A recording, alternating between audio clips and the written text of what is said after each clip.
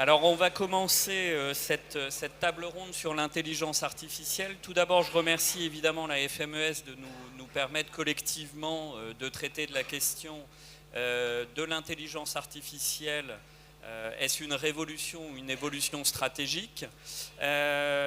Pour ce faire, je vais faire une toute petite introduction pour définir finalement très succinctement les deux principaux termes en fait de la question: intelligence artificielle et révolution stratégique, révolution militaire. Alors d'abord, une toute petite définition rapide de l'intelligence artificielle. C'est un domaine de recherche scientifique et technologique, un ensemble de théories, de techniques qui permettent, au travers de programmes informatiques complexes, à des machines de simuler certains traits de l'intelligence humaine, comme le raisonnement, l'apprentissage. C'est un champ d'application qui est nourri par d'autres disciplines scientifiques, l'informatique évidemment, les mathématiques, notamment les statistiques, mais également la psychologie cognitive, qui doit permettre de créer des mécanismes proches des activités mentales humaines, dans les domaines de la perception notamment, de la compréhension des problèmes, des situations et de la décision. Alors, on focalise souvent dans le discours, notamment le discours journalistique, autour de la question de l'autonomie, mais en réalité, les objectifs de l'IA sont bien plus larges. Elle doit permettre d'automatiser notamment des tâches complexes et répétitives, de résoudre des problèmes complexes ou encore de prédire des comportements, des évolutions. Donc ce n'est pas simplement l'autonomie qui est en jeu. Donc, petite définition rapide de l'IA.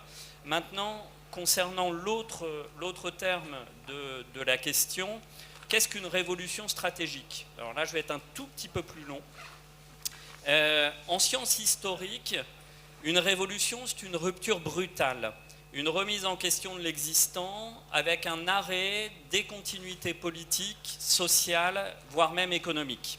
Alors évidemment, en France, la référence pour nous, c'est la prise de la Bastille, la Révolution française, 1789. Pour les historiens, c'est évidemment un exemple très intéressant, mais en réalité, la notion de révolution naît surtout avec la décapitation du roi Charles Ier en Angleterre, c'est-à-dire en 1649. Les Anglais ont été plus précoces que nous. Les travaux en histoire montre qu'une révolution est toujours une période d'accélération des changements, et cette accélération est souvent opérée dans une certaine violence. Elle implique une remise en cause des équilibres existants, une opposition par rapport à l'existant. Je vais continuer. Donc cette révolution, elle va permettre l'installation d'une nouvelle situation qui est radicalement différente de l'ordre passé. Cette notion de révolution, elle a été traitée également dans le domaine de l'histoire militaire. On a des travaux dans les années 50, notamment de Michael Roberts. Merci de vous installer, s'il vous plaît. Ah.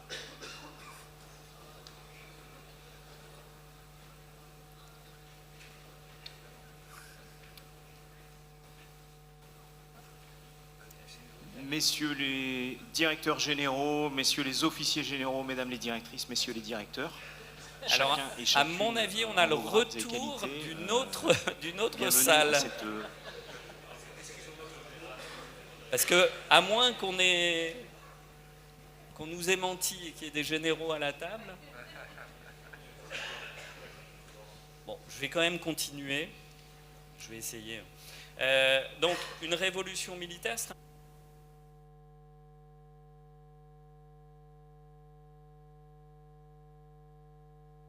Geoffrey Parker à la fin des années 80, qui implique finalement une mutation des armes, des techniques et de l'organisation des armées. C'est un changement concomitant des technologies, des tactiques employées par les armées et donc du fondement de la puissance militaire des États. Généralement, ces évolutions ont des conséquences sur les sociétés et sur leurs économies. Donc c'est un mouvement global qui a de multiples facettes et des implications en réalité extrêmement vastes. il ne s'agit pas de l'introduction uniquement de l'introduction de différentes technologies dans les équipements militaires. En fait, une révolution militaire, ça implique une modification de la manière de faire la guerre et même de la pensée. Et ça a des conséquences économiques et sur l'organisation de la société. On a donc un concept qui met en avant l'idée que les bouleversements qui permettent une révolution militaire se succèdent généralement dans une longue période. Alors, c'est un peu contre-intuitif. Quand on parle de révolution, on a l'impression que les changements sont très rapides, ce qui n'est pas le cas en histoire. Par exemple, on parle de la révolution néolithique. La révolution néolithique, elle s'étale sur des milliers d'années. Donc, les changements peuvent être très progressifs. Toutefois, il y a une vraie différence par rapport au dernier terme du titre de la table ronde, l'évolution, c'est qu'une révolution militaire implique un processus d'accélération des changements. De la même manière, ces bouleversements sont liés à ceux qui sont connus par les sociétés, ce qui n'est pas forcément le cas pour une évolution ou qui peut se faire dans le domaine militaire indépendamment des changements que vive la société. Donc, voilà, c'est un cadre très global. Pour essayer de répondre à la question, nous avons trois experts sur cette table ronde. Alors, il n'y a pas d'ordre, il n'y a aucune préséance, hein, mais Renaud, tu es le premier. Donc Renaud Belay, il est conseiller institutionnel au sein du groupe MBDA. Il est docteur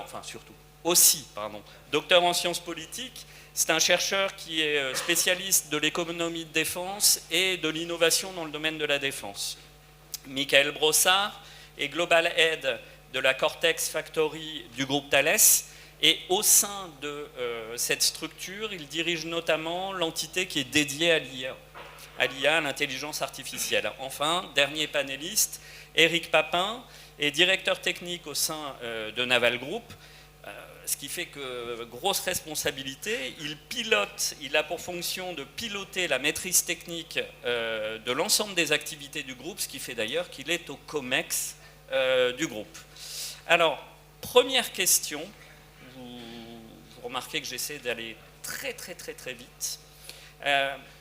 Derrière le concept d'intelligence artificielle, qui d'ailleurs en lui-même, la dénomination est sujette à débat, se cache en réalité une multitude d'approches et d'outils se nourrissant de différentes disciplines, je vous l'ai dit. L'intelligence artificielle, c'est finalement plus en réalité un champ de recherche théorique et pratique qu'une technologie clairement délimitée. On a différentes branches, l'IA symbolique, les approches connexionnistes, les approches statistiques pour les principales. Et chacune de ces approches qui utilisent en fait des modèles, des outils différents et plus ou moins adaptés selon les fonctions militaires et les fonctions que l'on veut bonifier grâce à l'intelligence artificielle.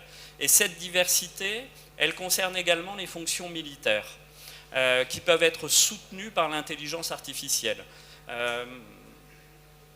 Non exhaustif, hein, mais la R&D a permis de développer des outils pour le renseignement, par exemple, pour l'analyse des grands volumes de documents ou des aides à la fusion multicapteurs, dans le domaine de la santé, dans le domaine de la logistique avec la maintenance prédictive, dans le domaine du C2 avec la fusion et la présentation synthétique des données dans les postes de commandement, c'est un exemple. On pourrait les multiplier, ces exemples, qui attestent que, en fait, l'IA est une famille technologique à usage très général. Et dans ce cadre, je vais vous solliciter, messieurs, en vous demandant d'illustrer cette capacité de l'IA à transformer les différents domaines d'action militaire et à obtenir des gains d'efficacité. Donc ma première question va être de vous demander de présenter des dispositifs d'IA développés par vos groupes, les dispositifs qui pour vous permettent d'illustrer le mieux la capacité de l'intelligence artificielle à bonifier, voire à transformer, puisqu'on parle bien de révolution, certaines fonctions militaires, et nous expliquer alors brièvement malheureusement, les gains qu'ils permettent d'obtenir par rapport à ce qui existait avant. Donc vraiment illustrer en quoi il y a une capacité opérationnelle supérieure grâce à l'IA. Alors, Renaud? Merci Frédéric. Donc pour MBDA, donc nous on fait les systèmes de missiles. Donc je dirais que c'est évolution, accélération, révolution. En fait, on a un peu les trois en même temps, avec des perspectives de temps qui ne sont pas forcément les mêmes. En fait, en 3 points, si on peut résumer, en fait, on fait de l'intelligence artificielle depuis très longtemps dans les systèmes de missiles. Si vous avez un missile de croisière, par exemple, il faut qu'il puisse gérer en fait sa trajectoire et sa mission.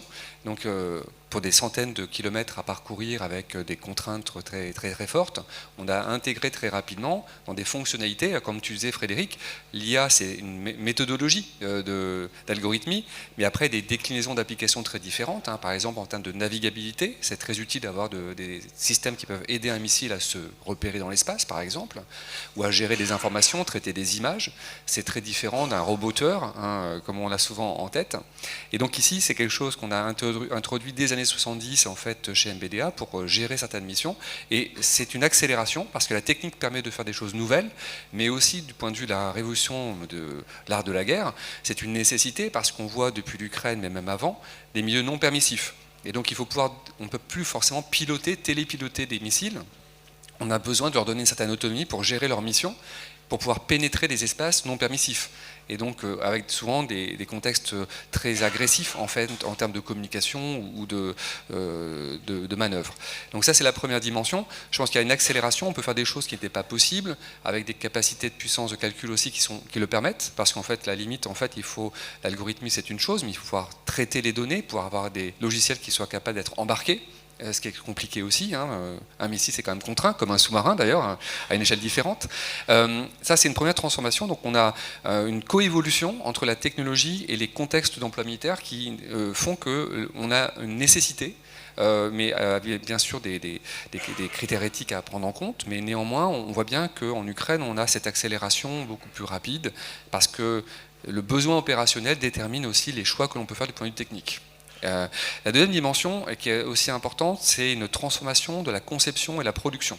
En fait, on a vu que l'économie de guerre posait des enjeux de production, donc pouvoir accélérer, faciliter les choses. Eh bien, l'IA peut nous accompagner dans le design et dans la gestion de la production. Et ça, c'est très important, surtout si on doit accélérer les cadences, mais aussi si on doit adapter les capacités à de nouveaux contextes d'emploi.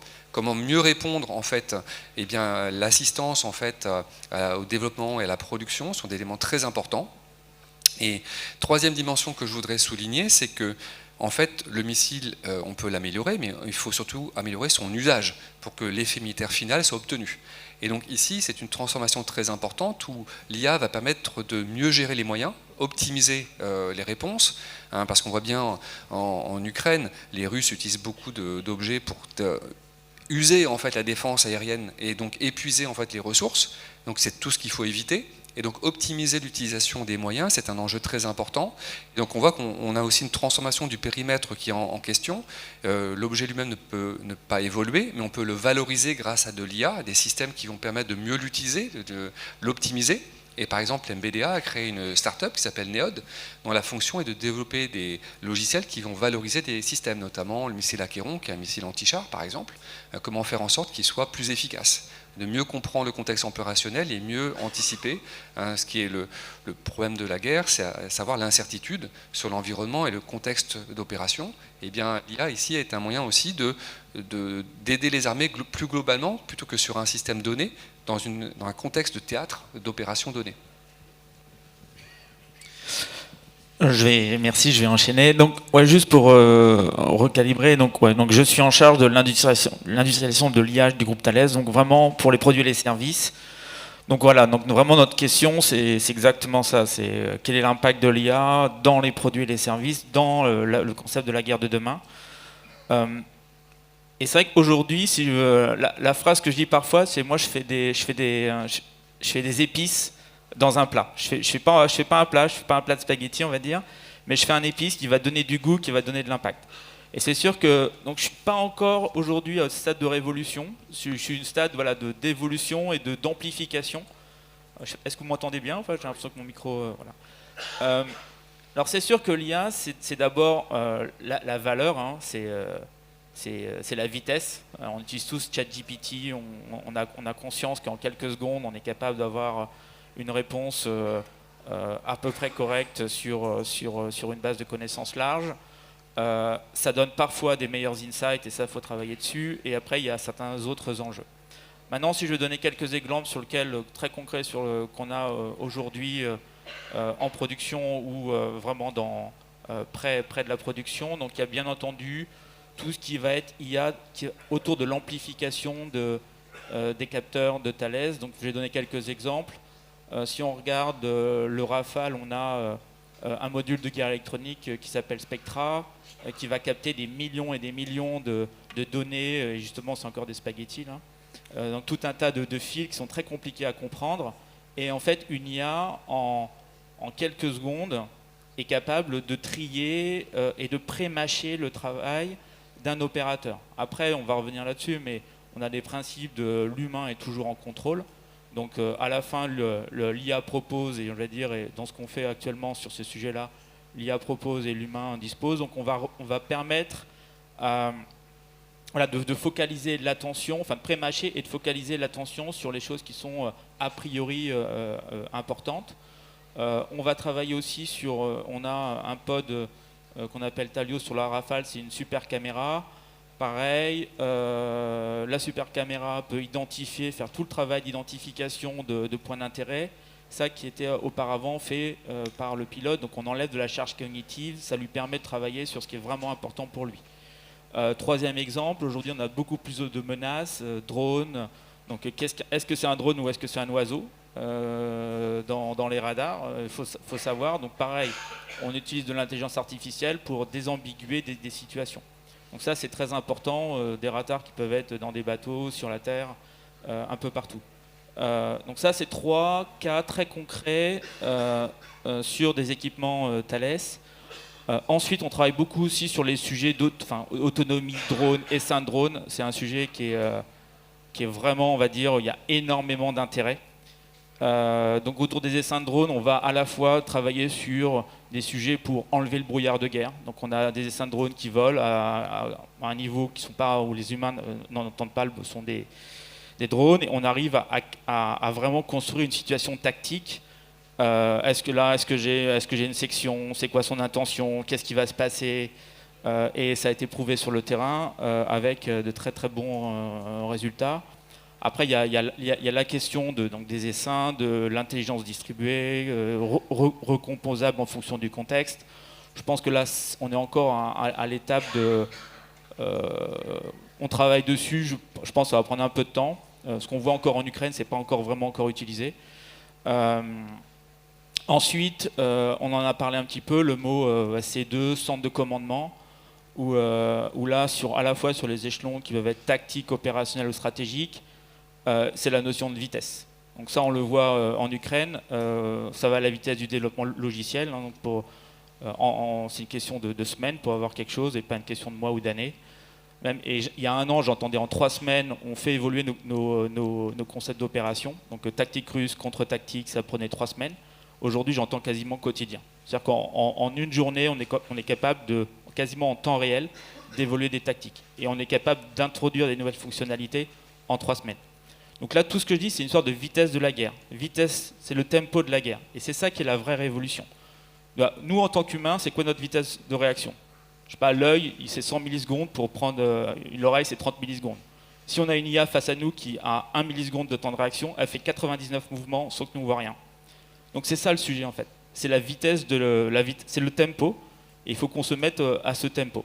Donc je pense que c'est ça, c'est l'apport de l'IA. Après, je pense qu'aujourd'hui, on est dans les phases encore. Je pense pas qu'il y ait un point d'inflexion disruptif. Non, pas encore. Alors, pour ce qui nous concerne, je vais déjà commencer par évoquer un premier sujet qui est l'IA au profit de l'entreprise, de l'ingénierie, de la production, des essais, de la maintenance. C'est bien évidemment un sujet sur lequel il y a d'énormes ruptures. Je vais juste prendre un exemple, c'est pour moi la révolution sur la maîtrise de la connaissance.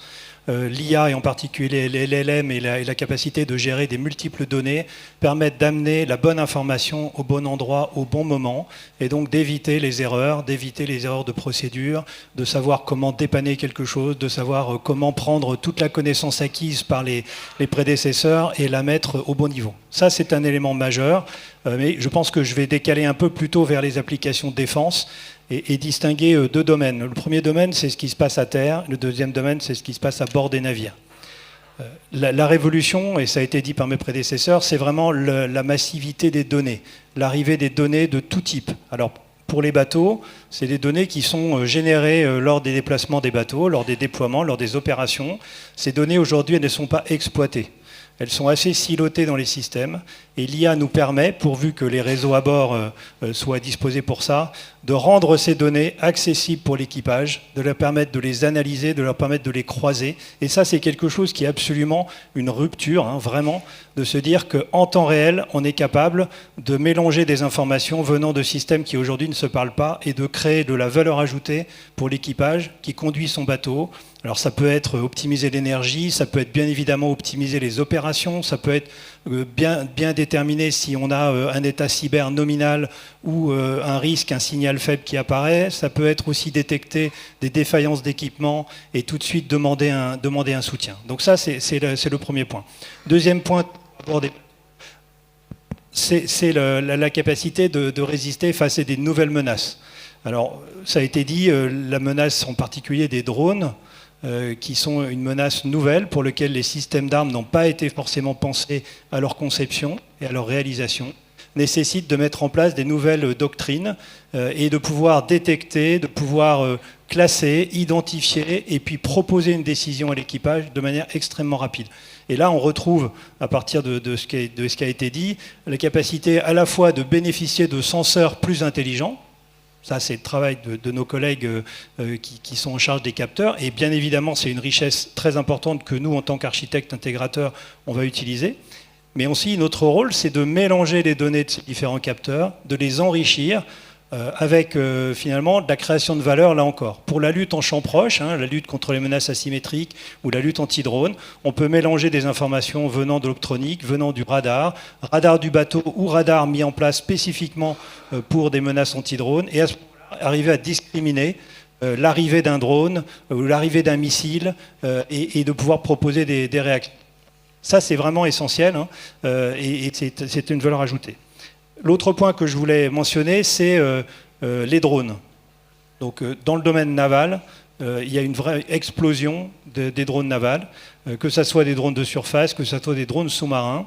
Et bien évidemment, l'autonomie décisionnelle des drones est une étape qui est en continuité avec la téléopération qu'on peut voir sur certains drones qui aujourd'hui peuvent faire des très grandes distances, mais avec un contrôle humain qui reste possible parce que, par exemple, c'est des drones de surface en communication permanente avec la Terre. Dans le cas des drones qu'on ambitionne de faire, les drones sous-marins, là, la communication n'est pas possible en temps réel. Et donc, on est condamné, pour pouvoir faire des missions avec une vraie valeur, de pouvoir avoir de l'autonomie décisionnelle dans les drones, c'est-à-dire qu'ils sont capables de réaliser une mission, d'aller d'un point A à un point B, mais ça c'est le basique, mais de savoir s'ils ont besoin de se recharger, de savoir s'ils ont besoin de communiquer, d'aller mettre en œuvre leur charge utile au bon moment, et ensuite de revenir pour délivrer l'information qu'ils ont pu glaner. Et ça, c'est extrêmement exigeant, et l'intelligence artificielle nous permet d'accéder à ça. L'autre point, j'ai parlé de la distinction bord-terre. Il faut bien être conscient que même si on peut analyser des données à bord des bateaux en temps réel, on peut encore plus capitaliser toutes les données enregistrées pendant les déploiements des navires, mélanger au sein d'une flotte de frégates, par exemple, l'ensemble des informations, et à terre, dans les laboratoires de la Marine nationale ou de la DGA ou de SSF, finalement, élaborer des informations qui vont ensuite venir enrichir les opérations à bord des bateaux. Voilà, donc moi je dirais clairement révolution sur l'IA générative, révolution sur le big data, révolution sur la capacité à traiter des menaces qui sont aujourd'hui totalement nouvelles. Alors merci, ces quelques exemples, alors ces nombreux exemples finalement, atteste de la capacité des outils recourant à l'IA à transformer des fonctions militaires très diversifiées. Ça évite l'attrition, ça accélère le tempo, ça permet la gestion de données qui étaient silotées et non exploitées, ça permet des adaptations aux nouvelles menaces, ça permet de l'autonomie décisionnelle, donc on voit bien que c'est très large. Cependant, si l'intelligence artificielle permet des gains d'efficacité dans tous ces domaines, son développement et sa mise en œuvre connaissent parfois des limites et surtout des freins. Donc, à partir de vos expériences, est-ce que vous pourriez présenter les éléments qui entravent le plus le développement et surtout la mise en œuvre des outils recourant à l'IA dans le domaine de la défense? Par frein, c'est tout type de frein. Ça peut être des freins techniques, évidemment, technologiques, socioculturels, juridiques, financiers, etc. Et surtout, indiquez-nous quelles sont les conséquences de ces freins. Je vais peut-être continuer. Donc, je pense que le premier, c'est notre lenteur collective. Voilà, j'ose le dire. On est très fort pour faire des POC. On est très fort, donc preuve de concept, on est très fort pour faire des MVP, Minimum Viable Product.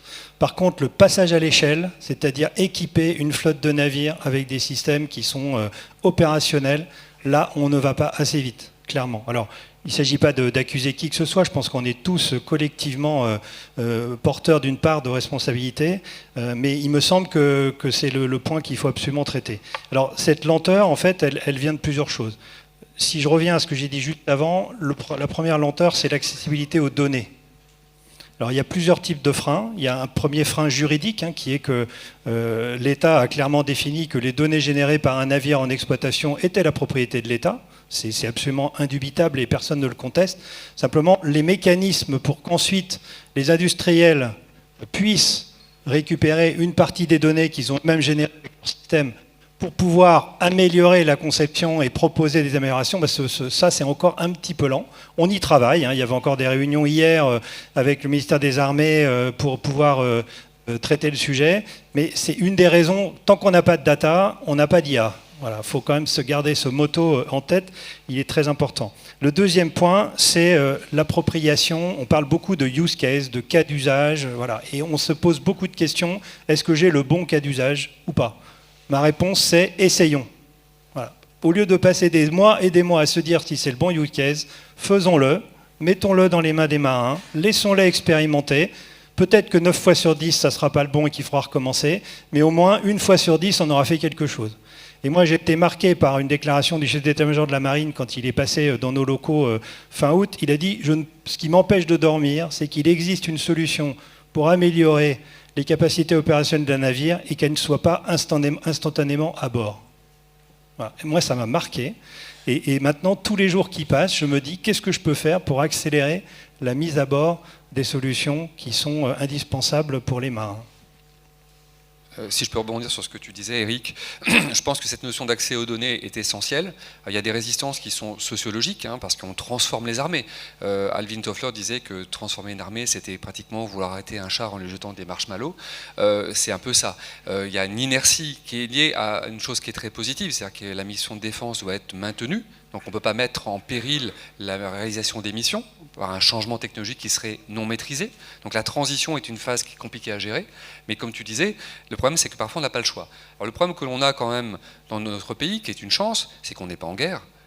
Par rapport aux Ukrainiens qui n'ont pas le choix. Eux, ils doivent tout tester. Finalement, tout est bon à prendre.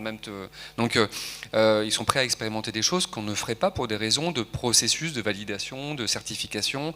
Et la difficulté que l'on a dans la défense, c'est ce que tu évoquais, c'est l'accès aux données.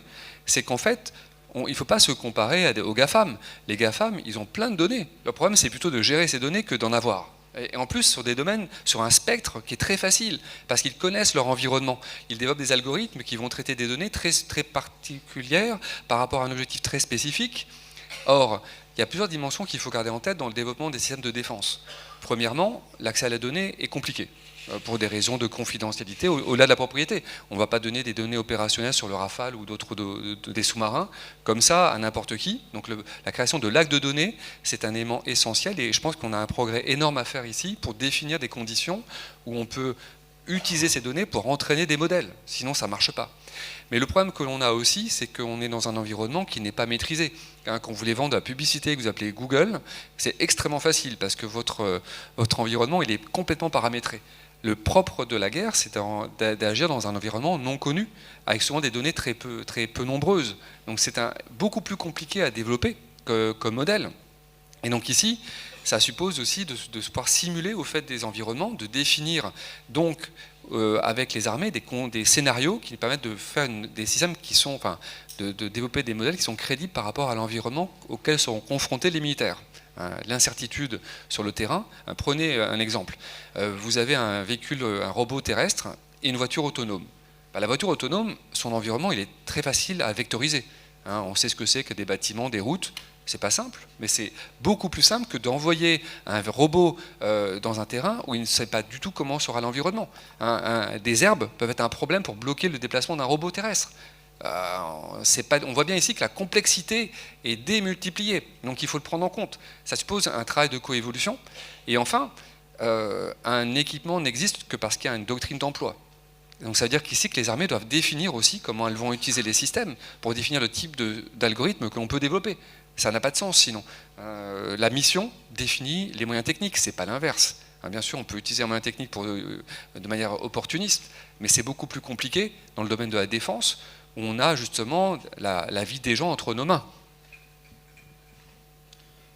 Ouais, complètement d'accord. Là, je me dis, on est déjà dans la question de qu'est-ce qu'il faut avoir pour réussir à gagner. Et je me dis, des fois, le monde de la défense, il n'y a pas de médaille d'argent, donc il y a une vraie exigence d'être en mesure de gagner. Et effectivement, moi, ma phrase clé, c'est la vitesse d'apprentissage. Et c'est vrai que j'ai bien aimé le mot darwinien de tout à l'heure, parce que moi, souvent, je dis aujourd'hui, il ne faut pas regarder la performance actuelle, même si aujourd'hui, on regarde des startups, des fois, on dit la startup, elle est nulle, des fois, on dit elle est bien. Mais regardons pas ça. Regardons à quelle vitesse les gens apprennent. Parce que c'est ça qui va faire la différence dans 6 mois et dans 1 an. Donc la question, c'est comment, là, un message qui est fort pour moi, c'est l'équipe de France. Donc comment on construit une équipe de France et comment on crée des conditions pour que cette équipe de France ait la meilleure vitesse d'apprentissage. Et donc effectivement, ça passe par c'est quoi le bac à sable de données, dans lequel on peut expérimenter, comment effectivement après on peut tester des choses sur le terrain. Moi, quand je discute avec, on va dire, pour aller en Ukraine, c'est en 3 meetings, j'ai des trucs, potentiellement, j'ai des trucs sur la ligne de front. Donc l'accès à la ligne de front en Ukraine est très très simple. Après, je dis pas ça que c'est ça qu'il faut, voilà, mais bon, en tout cas, ça fait réfléchir sur la simplicité, en tout cas. Donc et on se dit, c'est ça, c'est la vitesse à laquelle les autres apprennent, s'ils l'utilisent. Après, aujourd'hui, il y a, je veux dire, peut-être plus prosaïque et terre à terre. Aujourd'hui, toutes les IA qu'on fait, elles doivent être validées. Donc, comme aujourd'hui, on manipule. Donc pour moi, un des freins, c'est comment on pense, j'ai envie de dire, l'ingénierie, finalement, ou la qualification d'une IA. C'est-à-dire qu'aujourd'hui, une IA, c'est quelque part un objet qui va évoluer en fonction du temps. Donc, comment on pense la qualification de cet objet? Ça, c'est un peu un frein. Et voire, moi, souvent, l'IA, c'est anxiété et curiosité. Donc ça crée une peur et il faut qu'on affronte cette peur. Comment on qualifie l'IA, comment on ose.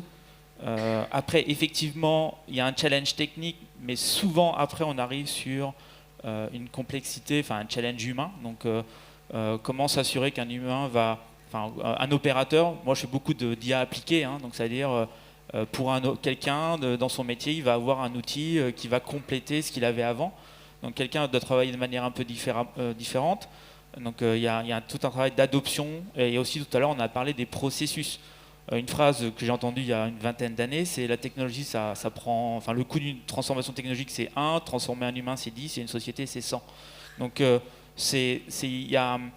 voilà, donc la technologie n'est que le point de départ d'une transformation qui est beaucoup plus finalement complexe et qui va revenir sur nous, nous comment on travaille, comment on change et comment une société aussi évolue. Donc ça c'est bon, on va dire, là je passe la qualification de l'IA à un plus grand sujet, mais je pense que c'est sur mon thème de vitesse d'apprentissage, on est sur cet élément. Et pour revenir à un mot, une phrase qui est venue tout à l'heure dans la discussion, une pensée qui est suite à la discussion tout à l'heure, c'est change curve. Je me dis, aujourd'hui, dans la change curve, on en est où? Est-ce qu'on est dans le choc? Est-ce qu'on est en déni? Est-ce qu'on est dans la colère? Est-ce qu'on est dans l'exploration? Ou est-ce qu'on est dans la construction du monde de demain? Et je veux dire, voilà, donc aujourd'hui c'est ça, on est quelque part dans la change curve par rapport à la discussion d'avant, et par rapport à l'IA, c'est un peu la même chose.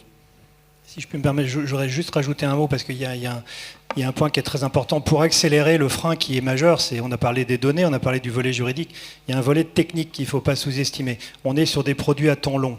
Donc on a des bateaux qu'on met plusieurs années à construire, plusieurs années à fabriquer. On a des systèmes de combat qui sont qualifiés parce qu'ils mettent en œuvre des armes et on a aujourd'hui des qualifications très très lourdes. Et donc il faut trouver un moyen de faire deux choses. La première des choses, c'est extraire les données de là où elles sont. Et ça, sur les systèmes qui ont été conçus il y a une dizaine d'années, c'est pas forcément simple. Des données sont souvent en format propriétaire, on n'a pas les connecteurs pour aller les chercher. Ça, c'est un vrai souci. Le deuxième souci important, c'est de pouvoir expérimenter. J'ai dit tout à l'heure que c'était essentiel, mais on ne va pas le faire sur un combat management system d'une frégate qui est en mer Rouge et qui est susceptible de se récupérer un missile balistique sur la tête dans la seconde qui suit. Donc là, il a fallu être imaginatif, et la Marine, la DGA et SSF ont imaginé ce qu'on appelle un data hub embarqué, qui est finalement un système qui permet, alors que les systèmes historiques ne le permettent pas encore, on va le faire, mais ce n'est pas encore le cas, d'avoir finalement un espace bac à sable dans lequel les données peuvent arriver. C'est encore difficile de faire arriver toutes les données au rythme où on voudrait, mais au moins sur lequel on peut expérimenter des modules d'IA sans risquer de défiabiliser et de perdre en robustesse et en résilience sur le système de combat principal du bateau. On fait la même chose sur les systèmes de plateforme. Et ça, je pense que c'est vraiment un axe majeur pour lever les freins. Le deuxième point, c'est qu'il faut changer les systèmes de combat pour pouvoir avoir des systèmes beaucoup plus ouverts qui peuvent évoluer au rythme où, comme l'a dit Michael, l'IA va nous amener des nouvelles solutions. Et donc, il faut être capable de requalifier des morceaux, l'intégrer sans avoir à requalifier le tout. Ça, c'est pour moi un frein technique qui, là encore, on est tous conjointement responsables des spécifications et de la manière dont on y a répondu par le passé. Mais notre objectif et notre défi, c'est de faire changer ça. Ouais, donc là, peut-être dans la technique d'ingénierie, mais il y a une question de découplage de roadmap. Parce que là, on est sur des objets qui ont des temporalités qui n'ont rien à voir. Donc l'IA ou le software a une temporalité quasiment 2 semaines. Du silicone, donc le hardware a une temporalité de 18 mois, 24 mois. Et après, une plateforme qui a... Voilà, donc c'est comment je gère un objet qui va devoir être pertinent à tout moment, sachant qu'il y a à l'intérieur de lui-même des choses qui ont des cycles qui n'ont absolument rien à voir. Alors, on a vu dans de nombreux pays des autorités qui ont décidé d'accentuer les efforts de promotion de l'intelligence artificielle et de structurer en fait les politiques publiques de soutien, notamment dans les années 2010. Alors, il y a eu des programmes, des plans, des initiatives, voire même des stratégies qui permettaient de formaliser ces politiques publiques. Il y a une vingtaine d'États à peu près qui se sont dotés de ces documents, alors plus ou moins complets, plus ou moins précis, dont certains de ces documents visaient justement à gérer une partie des freins dont vous parlez, freins réglementaires, juridiques et réglementaires, plus de collaboration, plus de simplicité, une accélération, gérer la lenteur. Et certains de ces États, la France notamment, ont décliné ces stratégies dans le domaine de la défense. Et un des points qui apparaît dans ces stratégies, c'est la préservation de l'autonomie technologique ou voire même de la souveraineté technologique dans le domaine de l'intelligence artificielle. Donc j'aimerais savoir quels sont les éléments pour vous sur lesquels il faudrait jouer, enfin sur lesquels il est le plus urgent d'agir pour renforcer l'autonomie, la souveraineté de la France dans le domaine de l'IA et de l'IA de défense. Alors tout est lié, l'IA générale, les écosystèmes généraux d'IA et l'IA de défense. Et même question au niveau européen. On a l'habitude de s'auto-flageller. Moi, je voudrais pouvoir dire au contraire qu'on a fait déjà beaucoup de choses en France. Si je cite quelques exemples, l'initiative du Grand Défi IA qui a donné naissance au programme Confiance.ai qui structure l'IA de confiance pour les systèmes critiques. Il y a la création de l'AMIAD, il y a la politique sur les données dont je parlais tout à l'heure, il y a un supercalculateur qui a été inauguré au début septembre qui sert à faire au niveau secret de l'apprentissage d'algorithmes d'IA. Il y a des centres qui ont été mis en place à la DGA dans les centres d'expertise, dans la marine avec le CSD-IAM. Il y a la stratégie Signal que la marine a mis en place, la stratégie IA pour la guerre navale. Donc on a beaucoup de choses. Il y a aussi dans la LPM des finances qui ont été mises en place. On verra ce que ça va devenir, mais voilà, il y a des programmes sur le cloud interarmées qui visent à, justement, je parlais du data embarqué, à connecter ces data embarqués entre eux au sein d'une force navale et avec le centre de renseignement métropolitain pour que les données de renseignement arrivent sur les bateaux. On a une formation en mathématiques et en IA avec tous les établissements académiques qui sont quand même au premier plan international. Donc avant de dire qu'est-ce qu'on pourrait faire, moi je voulais dire qu'on a déjà fait beaucoup de choses. Alors pour peut-être compléter, moi je pense qu'il y a on parle souvent de souveraineté. La souveraineté, c'est un concept juridique, hein, c'est plutôt un constat finalement qu'un moyen.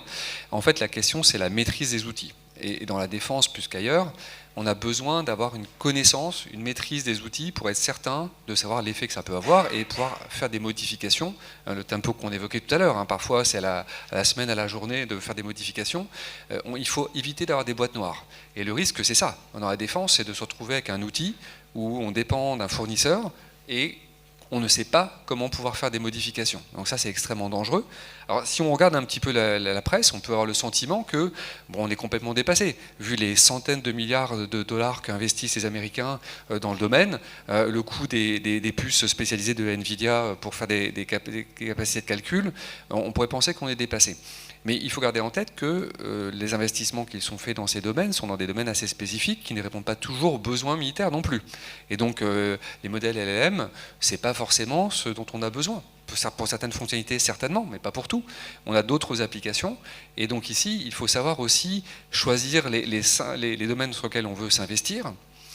Pour pouvoir être pertinent, garder la main sur les systèmes. On peut avoir un socle des modèles génériques. Hein. Il ne faut pas se cacher, des fois on utilise des modèles qui sont en open source hein, pour certaines applications. La question c'est la modification qu'on y apporte, comme sur les composants électroniques. On ne fabrique pas beaucoup de composants électroniques, mais on est capable de les modifier hein, chez Thales, chez MBDA ou dans d'autres sociétés pour les adapter et sécuriser, s'assurer qu'il n'y a pas des chevaux de Troie qui sont intégrés par exemple. Donc ici c'est une bataille importante de ne pas se laisser intoxiquer en fait par le fait que de toute façon les Chinois et les Américains sont tellement loin devant qu'on n'arrivera jamais à les rattraper. La question c'est pas les rattraper, c'est de faire ce dont on a besoin et d'identifier là où il faut mettre l'effort. Et en particulier dans la défense, l'idée c'est pas de dupliquer ce qui se fait dans le civil. Par contre, on a besoin de moyens. Et ces moyens, il y a un effet d'échelle qui joue, il y a des investissements qui sont nécessaires, il faut de l'énergie, il faut des capacités de calcul et il faut de la recherche.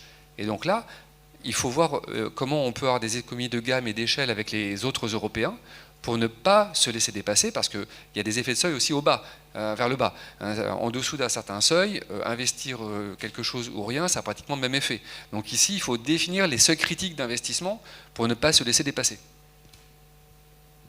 Ouais, 100% d'accord. Peut-être deux commentaires par rapport à ce que Eric et Renaud ont dit. Ouais, je pense qu'on a, moi, par exemple, Confiance.IA est un très bel objet français initialement avec différents industriels du monde de la défense et hors de la défense qui a permis justement de penser l'IA donc, dans les systèmes critiques. Donc à la fois avec des briques technologiques mais aussi des méthodologies. C'est des méthodologies qui servent aujourd'hui à ce qui est très important dans le monde aéronautique de la certification de l'IA. Donc, et pour l'instant, je trouve que c'est une pensée que je ne retrouve pas par ailleurs dans le monde. Donc je pense qu'en France, on est quand même reconnu sur nos capacités d'ingénierie de système complexe. Donc je vois là une pépite. Donc à titre personnel, que j'utilise dans mon outillage, que j'industrialise. Donc on met en œuvre en fait tous ces concepts qui ont été collectivement créés. Ce que je trouve intéressant, parce que c'est une pensée que je me pose, c'est comment on passe de France à Europe, hein, parce que là on pense France, mais à la fin, est-ce que la France est pertinente dans le monde de demain, ou il faut penser Europe, et donc là, comment on est pertinent en Europe, parce qu'on voit que l'Allemagne bouge très vite. Et je trouve que la Confiance.IA maintenant il y a un nouveau nom, c'est European Trustworthy AI, qui est avec le siège qui est à Bruxelles. Il y a des académiques de différents pays qui se mettent autour de la table. Donc je dis voilà, comment aussi à travers, on va dire, notre leadership de pensée, notre thought leadership, on arrive aussi à sortir à la fois de Toulon et de Paris et qu'on arrive à irriguer en fait un niveau plus large. Et c'est quoi justement des véhicules, on va dire, non pas défensifs, hein, mais qui proposent des choses. Après, j'avais une métaphore quand je réfléchissais tout à l'heure. Je me disais, moi, quand j'étais petit, je faisais des châteaux de sable, c'est toujours la mer qui a gagné. Donc, mais je veux dire, c'est que il faut pas qu'on ait une approche défensive. Et ce que là, je pense, voilà. Donc, c'est plutôt comment on est proactif. Et je pense quels sont les véhicules intéressants, quels sont les control points. Par exemple, ASML dans le monde des semi-conducteurs, c'est un control point de l'industrie de semi-conducteurs. C'est quoi les batailles européennes sur lesquelles on va être vraiment pertinent et donc quelque part une forme d'autonomie stratégique qu'on se crée. Un point qu'on peut peut-être ajouter, c'est qu'il faut aussi que l'équipe de France soit une vraie équipe de France. C'est qu'on joue tous dans le même camp. Et donc entre, par exemple, les agences étatiques, les industriels, les PME innovantes qui font de l'IA, des startups qui font de l'IA, les gens qui fournissent des moteurs d'IA en France, il faut qu'on œuvre ensemble. Et moi, ça, c'est vraiment un maître mot sur lequel je voudrais insister. Je parlais tout à l'heure des capteurs, du Combat Management System et des armes. Il ne s'agit pas de dire où est-ce qu'on met l'IA, est-ce qu'on la met dans le CMS plutôt que de la mettre dans les capteurs ou dans les armes. Il faut en mettre partout. Voilà. Il faut en mettre partout pour avoir le meilleure performance à la fin. Et donc si on commence à se neutraliser entre nous en se disant ouais, je ne vais pas aller là-dedans parce que sinon c'est l'autre qui va récupérer le budget pour le mettre dans son système, c'est clair qu'on n'aura pas de souveraineté française, c'est clair qu'on ne l'aura pas encore moins en Europe. Donc commençons par faire une vraie équipe de France, à travailler ensemble en confiance, ça joue sur le partage des données, il ne faut pas être naïf non plus, il ne s'agit pas que les données de l'un aillent chez l'autre et qu'on crée des concurrents, mais il faut trouver à le faire intelligemment pour qu'à la fin, ça soit les forces armées qui gagnent. Alors, on a commencé à aborder le thème de la quatrième question. Comme je le disais tout à l'heure, depuis 10-15 ans, on a vu un certain nombre d'États structurer leur politique publique de soutien en matière d'IA. Et en parallèle, et souvent lié d'ailleurs à ces politiques publiques de soutien, on a vu apparaître un certain nombre d'initiatives pour réguler l'IA au niveau international. Vous avez commencé à en parler. IA générale, alors je ne sais pas si on peut parler, mais dans tous les domaines. IA dans des domaines particuliers, des cadres qui sont apparus, et notamment des cadres de réflexion, des cadres de collaboration internationaux pour l'IA de défense. Alors le Pentagone avait créé un partenariat, l'AI Partnership for Defense, c'est un exemple. En 2020, il y avait eu la réunion de 14 nations qui étaient représentées par des équipes étatiques, dont la France d'ailleurs. Alors, on peut penser que ce partenariat tend à s'essouffler actuellement vu la faible propension de l'administration Trump au multilatéralisme. Il n'empêche que ça prouve bien que différentes initiatives étaient nées à différents endroits pour réguler. Alors, très clairement, initialement autour des aspects très éthiques, moraux, avec en fond cette fameuse problématique des SALA, des systèmes autonomes létaux. Mais qu'en est-il à l'heure actuelle de ces différentes initiatives? Est-ce que vous, en tant qu'industriel, vous y participez? Vous parliez d'équipe France. Est-ce qu'on a une équipe France dans ces domaines? Et je rajouterai dans les cadres, il y a évidemment les cadres qui débouchent sur des chartes, soit de la régulation formelle, des traités, soit des chartes, des labels, donc de la soft law, mais il y a également tout ce qui concerne les standards techniques. Et on voit bien que dans ce domaine, en tout cas chez les Chinois, les Japonais, les Américains, la compétition internationale se déroule dans ce domaine. C'est-à-dire on a la volonté de la part de ces États d'imposer leurs normes et standards techniques parce que ça va faciliter l'adoption de leurs propres produits et services.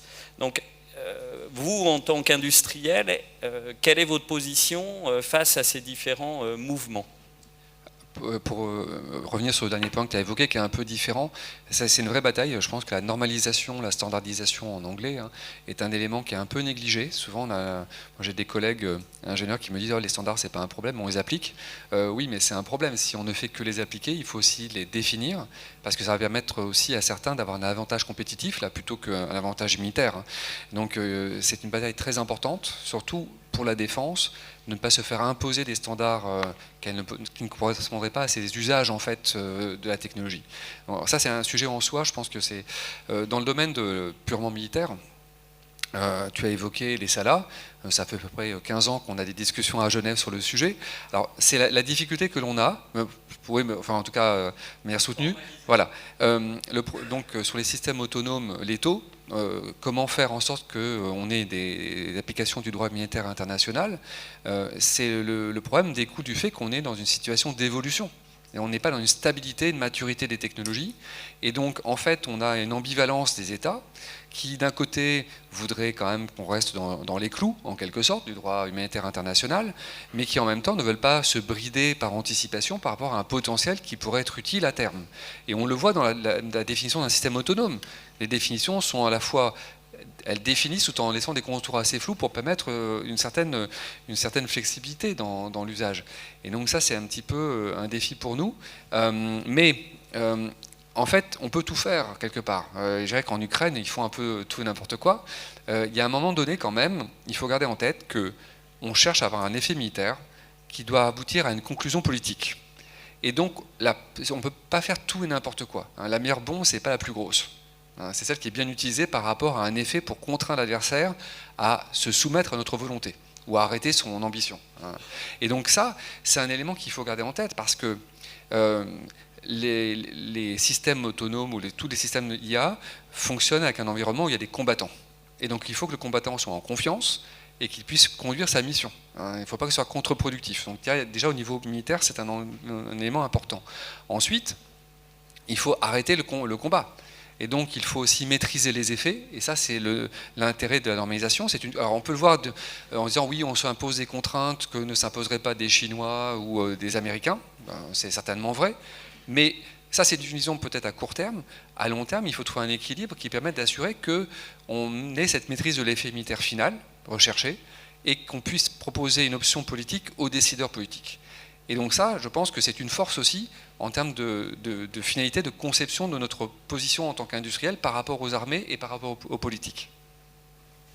En phase avec ce qu'a dit Renaud, je veux juste ajouter quand même que dans les autres technologies, on amène un combat aussi pour enlever du référentiel technique. Donc sur un domaine qui est à peine émergent, ne nous pressons pas trop à réglementer, à mettre des limites qui risqueraient de nous empêcher de tirer la substantifique moelle de la technologie. Alors bien évidemment, l'homme dans la boucle, en particulier quand on parle de mise en œuvre des armes, il n'y a aucun état d'âme. L'application des différents référentiels, l'AMIAD est en train de nous pousser, nous industriels, dans une direction qui vise à encadrer les choses. Je vais prendre juste un exemple. On peut avoir des drones autonomes dans lesquels on définit par hybridation entre l'IA et des technologies sécuritaires très classiques, de dire il y a un domaine de jeu dans lequel le drone doit rester, il y a des actions qu'il n'a pas le droit de faire si on ne l'autorise pas à le faire, et ça n'empêche pas dans tout le reste du domaine de laisser libre cours au meilleur potentiel de la technologie d'IA. Et donc il faut arriver moi je crois beaucoup à l'hybridation des technologies. On l'a dit plusieurs fois, il n'y a pas une IA, il y a plein de technos. Et donc c'est le boulot des architectes techniques, des architectes des systèmes, d'aller choisir les technologies, comme on le fait déjà dans plein de domaines, où c'est pas nouveau de devoir choisir les technos en fonction des conséquences. On le fait sur la sécurité plongée, sur les sous-marins, la sécurité nucléaire en permanence. Donc adoptons ces méthodes-là, mais ne commençons pas par nous sortir des dizaines et des dizaines de textes qu'on va ensuite mettre des années à essayer de simplifier. Et sur la création des cadres internationaux ? Alors on fait partie de tout.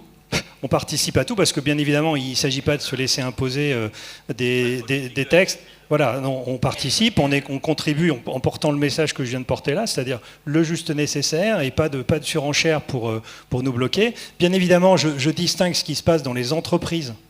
c'est-à-dire l'IA qu'on applique sur les entreprises, bien évidemment, on applique tous les référentiels de l'IA Act sur l'utilisation de l'IA éthique vis-à-vis, par exemple, des ressources humaines, des choses comme ça. Ça se discute pas. Moi, je parle vraiment de l'application dans le domaine de défense. Il faut qu'on ait la capacité à jouer. Après, les standards techniques, c'est une autre question. J'ai parlé beaucoup des données dans mes interventions précédentes. Il est évident qu'il faut avoir un standard de données, un modèle de données qui soit entre nous et qui favorise la capacité à échanger au sein des acteurs en France, en Europe et avec nos partenaires avec lesquels on doit interopérer. Plus on saura faire ça et plus on pourra faire de l'IA performante après. Oui, alors les standards, on participe aussi à des groupes de travail OTAN sur le sujet. Par contre, il faut être conscient que les autres ne vont pas forcément avoir autant de pudeur que nous et qu'on risque de retrouver sur le champ de bataille des gens qui ne jouent pas les mêmes règles du jeu. Donc c'est là où ça a été dit dans les propos introductifs, il faut savoir garder nos valeurs. Et Renaud l'a très bien dit, il y a des choses qu'il faut s'autoriser de faire parce que c'est possible, et il y a des choses qu'il faut s'interdire de faire.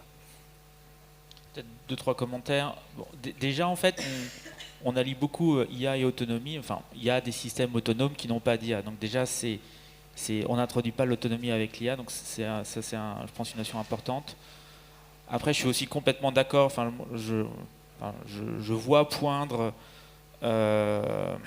comment dire, l'utilisation de standards, d'API, d'interfaces pour à la fois permettre du vivre ensemble entre différents industriels, mais aussi qui peuvent ensuite devenir un point de contrôle stratégique, comme on disait tout à l'heure.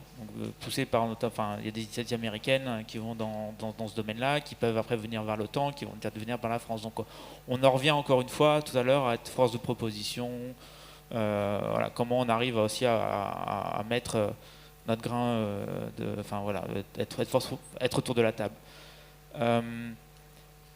Donc après, sur le point des chartes, en tout cas nous, dans le groupe Thales, on a défini une charte éthique de l'IA autour de 6 principes qui en fait régulent toute la façon dont on travaille, hein, donc, et qui en fait, je trouve, résonnent très très bien aussi en France et hors de France. Donc je pense que c'est une notion qui est quand même partagée par beaucoup de nations.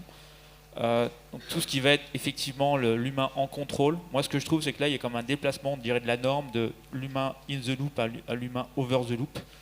Donc là, ça pose la question de comment aussi, finalement, je maîtrise que mon IA, voilà, j'ai un certain nombre de thermomètres sur mon IA pour s'assurer qu'elle est en bonne santé mentale et physique et qu'elle produit les bonnes choses. Donc c'est un petit peu ça les concepts. Donc l'humain en contrôle, il y a des notions de cybersécurité.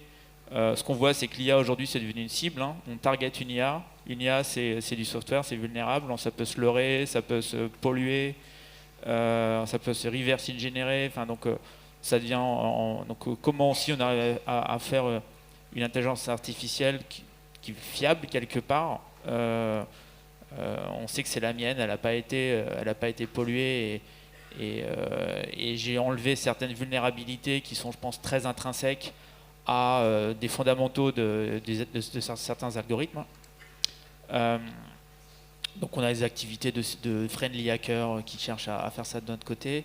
Il y a des questions aussi bien entendu de frugalité. À la fois, je dirais ça, à la fois c'est un peu environnemental, mais aussi quand on est sur des environnements hyper contraints en termes de processing power, enfin de puissance de calcul. Comment aussi donc en fait, c'est des notions qui, je pense, ont des bonnes valeurs morales et qui à la fois en fait permettent, je veux dire, qui ne sont pas au détriment de la performance au final. Donc, et ça en pratique, on l'applique sur tout, à la fois les aspects recherche et les aspects industrialisation. Et donc vous avez des discussions avec vos partenaires au niveau français, au niveau européen sur ces concepts-là pour créer des cadres, puisque je reviens sur cette création. Le partage en interne, après, aujourd'hui, j'ai pas connaissance de vocation à devenir une vraie. Il n'y a pas une vocation à l'élever.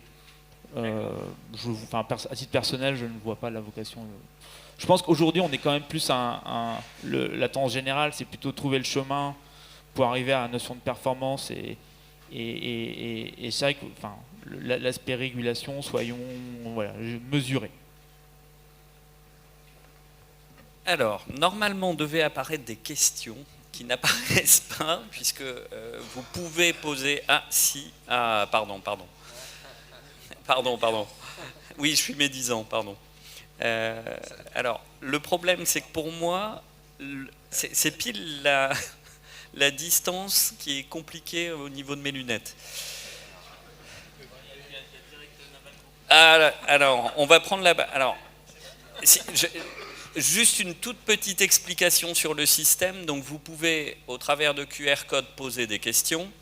Ces questions sont reformulées pour éviter qu'elles soient trop longues, éventuellement. Et en fait, elles sont présentées à l'ensemble des personnes qui sont présentes dans la salle, qui peuvent voter pour les questions. Donc... un principe démocratique voudrait que je prenne la première, celle qui est le plus plébiscitée, et je ne vais... Si, je vais le faire. Je vais quand même le faire. Donc, pour Naval Group, qu'attend Naval Group pour permettre l'accès aux données sorties du système de combat pour alimenter des serveurs au profit de l'IA embarquée?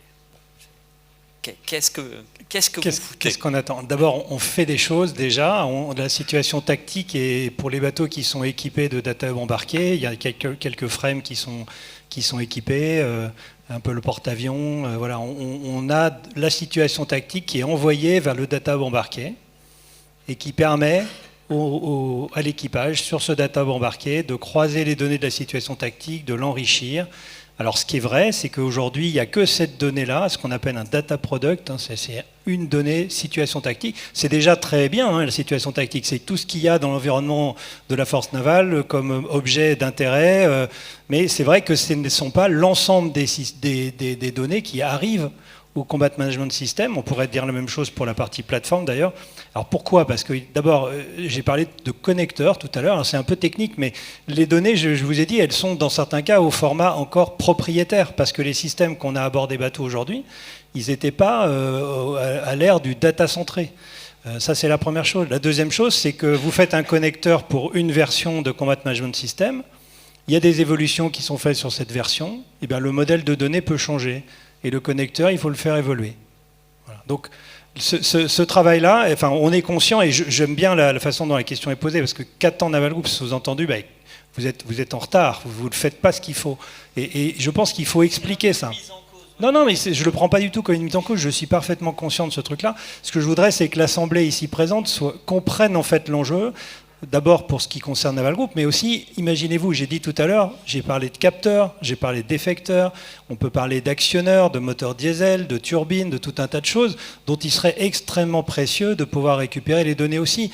Et imaginez-vous qu'il y a des données qui circulent sur les réseaux des bateaux, parce que c'est prévu comme ça, on les affiche sur des écrans, les équipages peuvent interagir, mais ça représente peut-être que 5% des données générées par l'ensemble des systèmes à bord d'un navire. Et donc, qu'est-ce qu'il faut arriver à envoyer vers ce fameux serveur qui permet d'exploiter la donnée? Est-ce que c'est les 100% des données générées par tous les systèmes, tous les équipements à tout instant? Ou est-ce que c'est une partie qui va servir pour des use cases qu'on aura jugés comme étant les plus prometteurs? D'où on en revient, voilà, on en revient à ce que je disais, c'est commençons par essayer de faire des choses, tractons les besoins de données par des use cases qui créent de la valeur, et puis en parallèle de ça, nous on s'occupe. Pour rien vous cacher, j'ai même une réunion demain avec mes équipes ici à Toulon sur le sujet des connecteurs. On fait le travail pour essayer d'accélérer. Mais les bateaux, aujourd'hui, on ne peut pas venir mettre des connecteurs le matin parce que tout d'un coup on en a un disponible. Il faut profiter des arrêts techniques, il faut requalifier le système pour être sûr que ça ne vient pas faire régresser des fonctions. Et ça, c'est la vraie vie d'un système opérationnel et d'un maître d'œuvre industriel qui est responsable et qui n'utilise pas les navires comme des laboratoires de recherche. Pour peut-être compléter, je pense qu'il faut garder en tête qu'il y a des contraintes aussi à l'exploitation des données. Saturer un système de données, c'est pas forcément utile par rapport à la mission qu'on veut lui faire faire. Donc trop de données, des mauvaises données ne servent à rien. Donc elles détournent le système en fait de sa capacité de réaction. C'est ce que disait Michael tout à l'heure. La vitesse, c'est un élément essentiel que l'on peut avoir grâce à l'IA. Mais si on fait un système qui doit processer beaucoup d'informations, c'est compliqué, c'est cher. Parce qu'il faut avoir des capacités de calcul qui ne font pas autre chose aussi. Et puis ensuite, dans la plupart des systèmes de défense, vous avez une limite de l'énergie qui est disponible. Donc cette énergie elle est nécessaire. Donc il y a un optimum à trouver aussi par rapport à ce qu'on attend. Donc il ne faut pas avoir une fascination pour la donnée et l'exploitation de la donnée en soi. Ça répond à une finalité opérationnelle.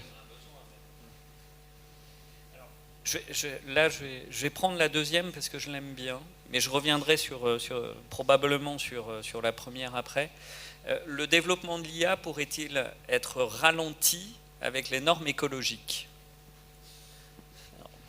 Ça renvoie à ce que je disais sur l'énergie. Quand on voit la consommation d'énergie des modèles LLM développés par les GAFAM, c'est monstrueux.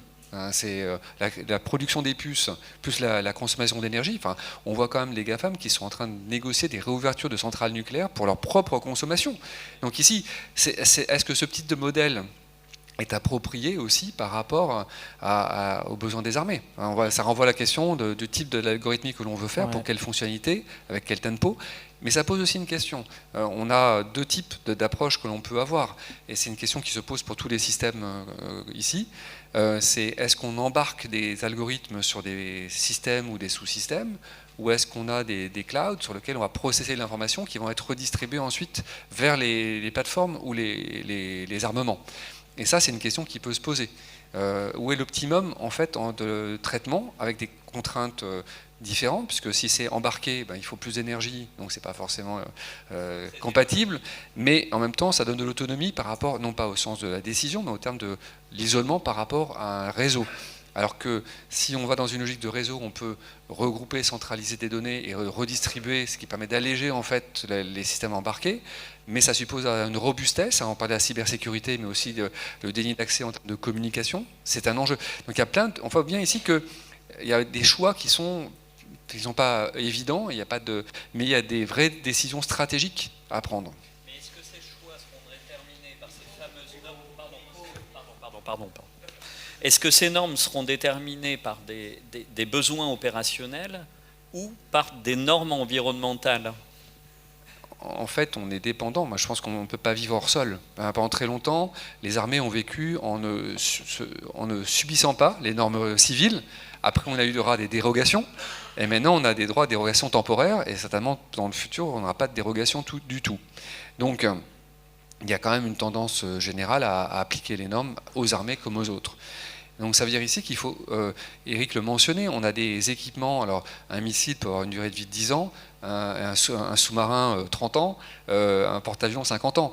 Donc il faut qu'on puisse anticiper avec les armées aussi les contraintes qui pourraient s'appliquer en 10-20 ans. Parce que, par exemple, si on fait des super gros modèles qui sont très consommateurs en énergie, qu'on dit que demain, non, on n'a plus accès à la production d'énergie, comment on fait pour les faire tourner? Donc ici, il faut voir que la permanence de la mission de défense suppose aussi d'avoir une capacité à se projeter dans des choix qui sont très différents des GAFAM qui peuvent raisonner à 10 ans. Et c'est déjà très très loin, c'est plus l'infini pour eux. Peut-être pour commenter, moi je décorrélerais IA et IA de défense. Alors effectivement, en ce moment, il y a un foisonnement d'investissements sur des data centers adossés à des centrales nucléaires.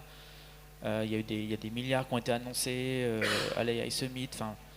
Donc il y a une masse d'argent pour créer des data centers et créer de la puissance de calcul au service de l'IA, de toutes les IA de la Terre.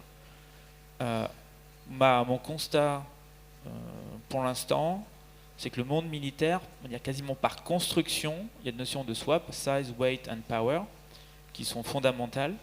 Donc dans la façon dont on va construire nos modèles et aussi penser, on va dire, tout ce qui est inférence, donc l'utilisation des modèles, on est dans des choses qui, je trouve, sont très frugales.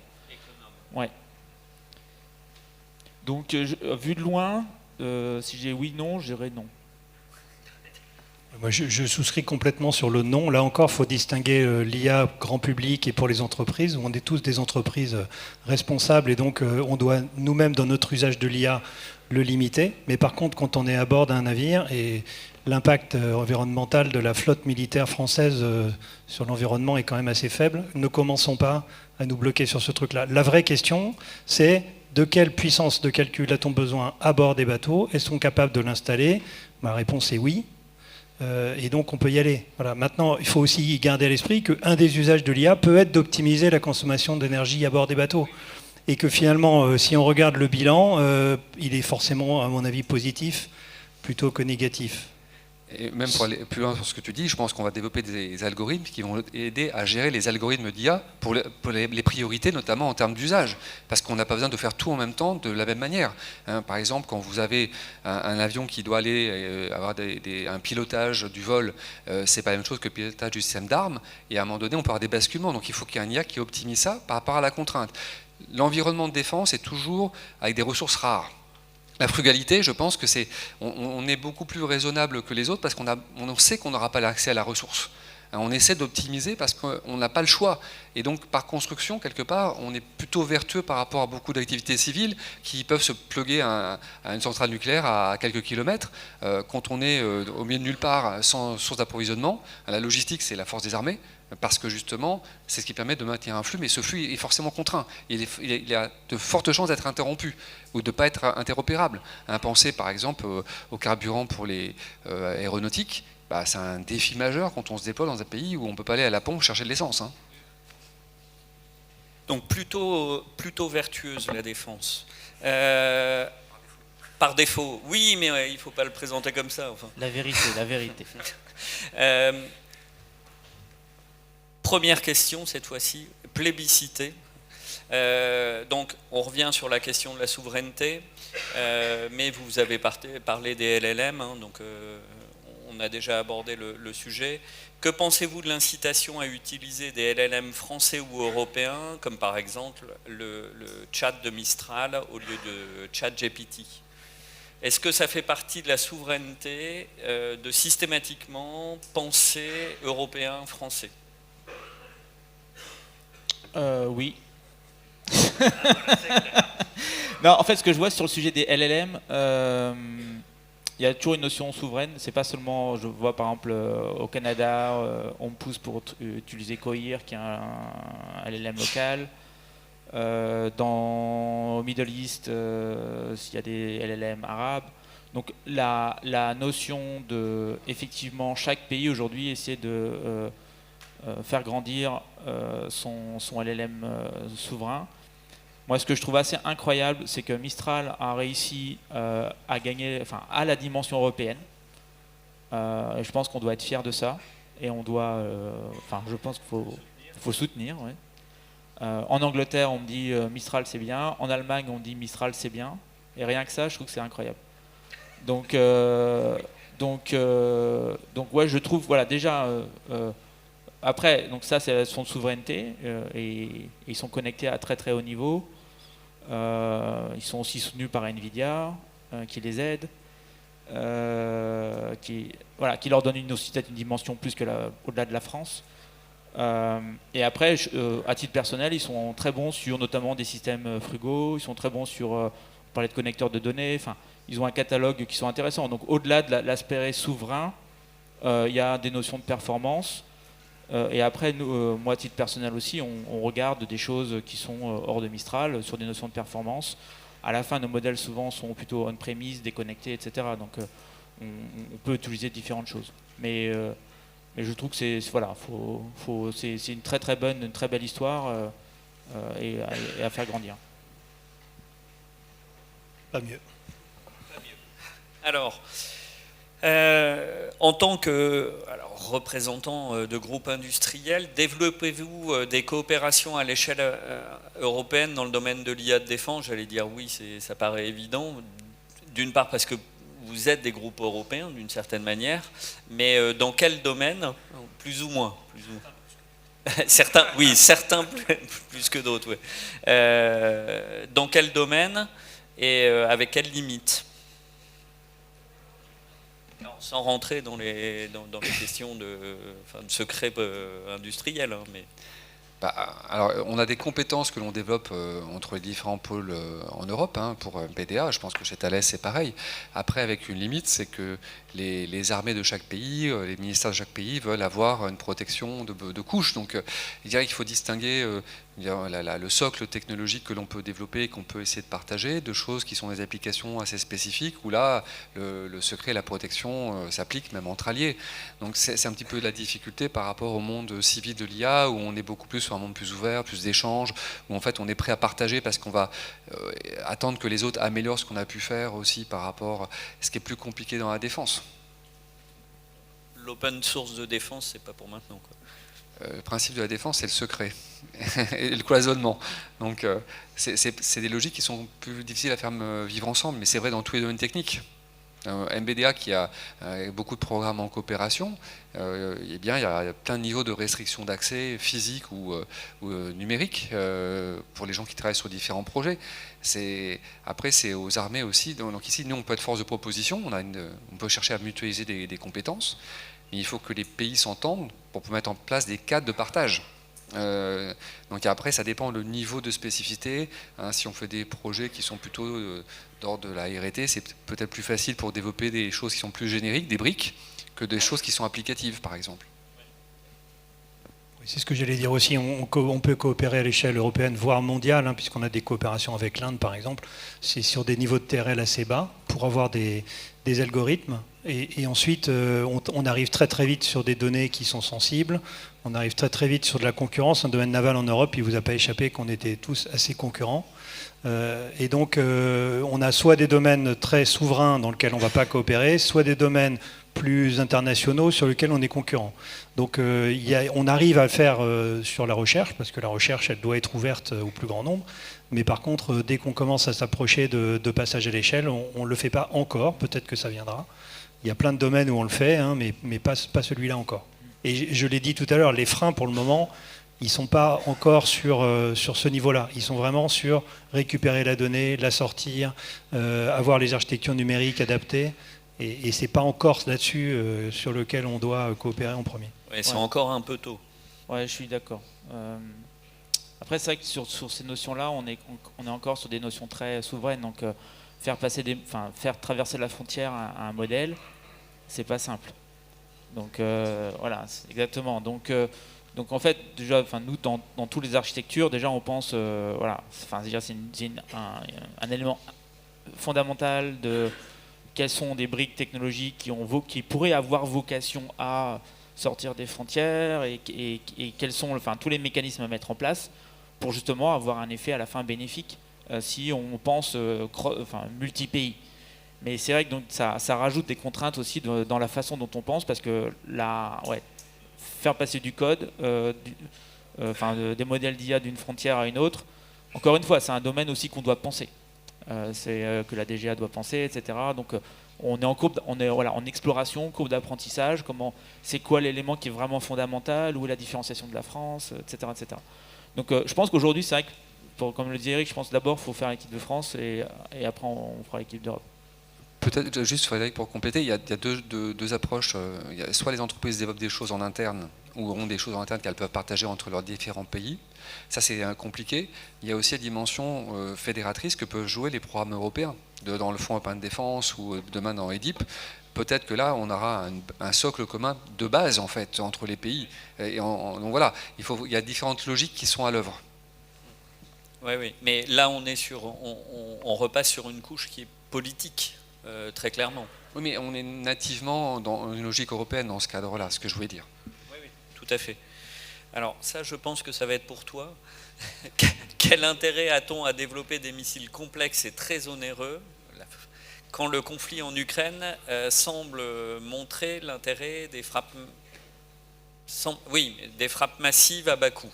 Donc les munitions rôdeuses... Alors j'ai fait un petit article dans la revue DSI il y a quelques mois, enfin quelques années même peut-être. Je pense qu'il faut se méfier du coût d'achat par rapport à l'effet qu'on recherche. On utilise des moyens parfois qui sont disproportionnés parce qu'on n'a pas le choix. Frapper un drone Shahed avec un missile Aster, ça paraît disproportionné, mais si on n'a que ça en soute quand on a un navire, l'objectif c'est de protéger le navire. C'est pas juste d'avoir un coup à bas coût, parce que le bas coût n'existe pas, donc le navire vaut plus cher que le missile qu'on a utilisé. Ensuite, ça dépend ce qu'on veut faire. Des munitions pas chères mais qui ne sont pas efficaces. Les drones, on a beaucoup parlé des drones par rapport aux obus ou aux missiles anti-chars par exemple, mais on voit bien qu'il y a un taux de déchets très important. Il y a 80% du drone qui n'arrive pas sur sa cible. Est-ce que c'est si peu cher que ça ? Donc ici, en fait, il faut raisonner en coût d'effet et pas en coût d'acquisition. Et par contre, ce que soulève cette question, c'est qu'on va utiliser un élément qui est cher et complexe pour une mission qui est complexe par rapport à une cible à forte valeur ajoutée. Ça ne sert à rien d'utiliser un missile balistique pour aller frapper, je sais pas, un nœud dans le réseau électrique de l'Ukraine. Ça, on le fait parce qu'on n'a pas d'autres ressources, mais c'est ridicule. Enfin, ça n'a aucun sens du point de vue militaire. Donc ici, il y a certainement une complexité de certains systèmes qui ne sont pas utilisés forcément au meilleur escient par rapport à l'efficacité militaire. Ça pose vraiment la question de la multiplicité des moyens des armées. On a fait des choses très chères et très sophistiquées parce qu'on a calibré les moyens, que ce soit un missile ou autre chose, sur la mission la plus exigeante possible. Et quand on a passé d'argent pour faire autre chose, on n'a fait que ça. Mais comme je le disais, on peut valoriser des choses qui sont à bas coût avec des systèmes ou développer de nouvelles fonctionnalités par rapport à ça. Et ensuite, il faut se dire, dans la conception des systèmes futurs, la complexité vient du fait qu'on veut faire beaucoup de choses au système. Comme un avion de combat. Je vous donne un exemple. On peut simplifier un missile en déportant des fonctionnalités sur un cloud de défense, par exemple. C'est ce que j'évoquais tout à l'heure. Mais c'est ce qu'on veut faire en quelque sorte avec le futur système de combat aérien, avec des drones qui vont pouvoir gérer des choses qui étaient embarquées dans le Rafale, par exemple. Parce qu'on peut pas pousser les murs. Donc, il y a un moment donné, ici, on voit bien que ce sont des choix quand même d'architecture de la défense. Plus qu'il ne faut pas être obsédé par le coût d'un moyen. Le moyen, il n'est pas coûteux en soi, il est coûteux parce qu'il est mal employé ou qu'il a été surqualifié par rapport à la mission qu'on lui fait faire. On n'a pas besoin d'une Lamborghini pour aller faire ses courses à Auchan. Voilà. Sauf que si on n'a qu'une Lamborghini, on fait avec. Oui, et puis on se crée les besoins, on se crée des besoins aussi. Ouais. Non, après, je pense que c'est un sujet un mot que j'aime bien, c'est imbrication, force industrielle, parce que la façon dont on va faire, la guerre sera faite demain. Effectivement, quel va être dans quel contexte utiliser tel objet ou tel objet. Je ne sais pas qui a la vision du futur, mais effectivement, je pense que la question elle est bonne, et ça, c'est justement un travail entre les forces et les industriels de dire quel est le bon outil pour le bon contexte. Mais il y aura une cohabitation des deux, c'est sûr.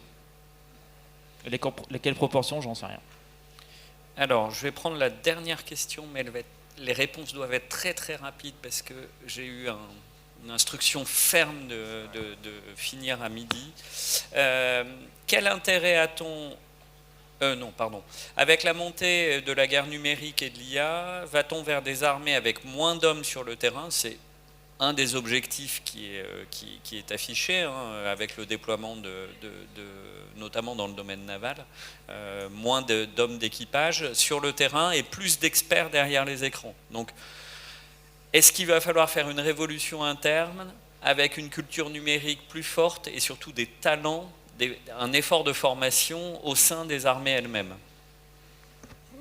Je pense qu'il faut faire attention à l'impact de cette phrase-là, parce que finalement, pour moi, on ne va pas avoir des navires avec moins de monde à bord. Il faut voir que l'impact des données, des nouvelles menaces, de tout ce qu'il y a à faire, les systèmes sont de plus en plus complexes, donc en fait, il y a besoin de beaucoup de gens à bord des bateaux.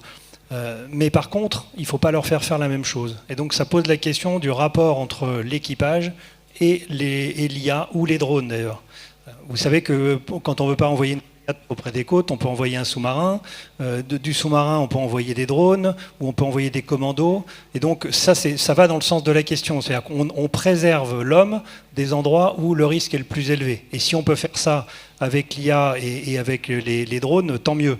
Par contre, à bord des bateaux, automatiser certaines fonctions, permettre une décision plus rapide, ça ne veut pas dire forcément avoir moins de gens.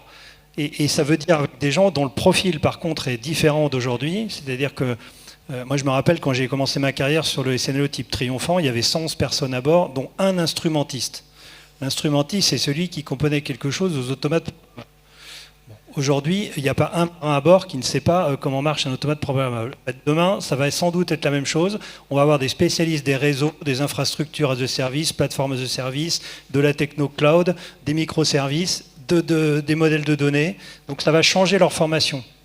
Mais ils vont faire des tâches qui seront moins ingrates, parce que l'IA le fera pour eux, mais ils vont être toujours responsables de réagir dans le cas où il se passera un truc imprévu. L'IA, c'est de l'apprentissage, donc elle apprend par le passé. Elle peut prédire un petit peu vers l'avant, mais l'équipage, sa valeur ajoutée, c'est de prévoir l'incertain et de réagir à ce moment-là, parce qu'on lui aura laissé la capacité mentale de faire ça, au lieu de lui faire faire des tâches basiques qu'une IA pourrait faire. En fait, il y a un peu un fantasme de la robotisation de la guerre, en fait, hein, des robots qui se battent contre des robots, enfin, c'est Terminator ou Planète Hurlante de Philippe K. Dick. Donc, il y a une réalité, c'est qu'on a un problème démographique dans beaucoup de pays. Si les Chinois ou les Polonais ou d'autres vont vers une robotisation de la force, c'est parce qu'il n'y a pas assez de gens pour combattre. Enfin, ou Israël, par exemple, beaucoup de pays réfléchissent sur ça, parce qu'en fait, ce seront des compagnons aux combattants. Et en fait, c'est cette logique-là qu'il faut voir. On passe d'une logique où on va opérer un moyen à une supervision de systèmes en partie autonomes qui vont réaliser des tâches. Et le rôle, on est plus dans une logique de supervision pour définir les tâches et attribuer les tâches plutôt que de réaliser la tâche en soi. Donc c'est une transformation en fait de la logique même de fonctionnement des armées. Et ça suppose aussi d'accepter l'autonomie. Alors que toute la construction de l'organisation des armées est fondée sur le contrôle de la décision par la chaîne hiérarchique. Et donc, ce qui aboutit à une super centralisation, hein, c'est Central Network, c'est un peu ça, le fantasme des années 90, c'est que le décideur ultime pourra tout voir et tout savoir et tout décider. Mais en fait, c'est pas ça. Au contraire, c'est la décentralisation maîtrisée. Avec la supervision, c'est pas l'homme qui décide, mais il va décider d'autoriser ou pas, comme Michael le disait tout à l'heure, d'autoriser des choses. Et ça veut dire qu'on a un changement de rapport en fait aussi aux besoins des compétences. C'est pas la force physique qui est prédominante, la résilience au sens physique du terme, qui est celle du combattant, survivre dans un avion ou sur le sol, et ça va rester. Mais il y a aussi toute une capacité à maîtriser en fait des moyens qui vont avoir un effet levier sur l'action. Quantitativement, en démultipliant, hein, on le voit, le MGCS, le FCAS, l'évolution des drones navals, tout ça fait qu'on a une logique d'avoir une structure habitée qui pilote un ensemble de moyens qui va démultiplier, couvrir un espace plus grand et porter la violence sans exposer le combattant. Donc on a une transformation radicale il faut voir ça comme ça, mais c'est pas un remplacement à l'identique dans le fonctionnement. Alors, je vais devoir malheureusement clôturer cette session, parce qu'on n'aura pas le temps de traiter une autre question. Je vous remercie tous les trois pour ces explications extrêmement riches.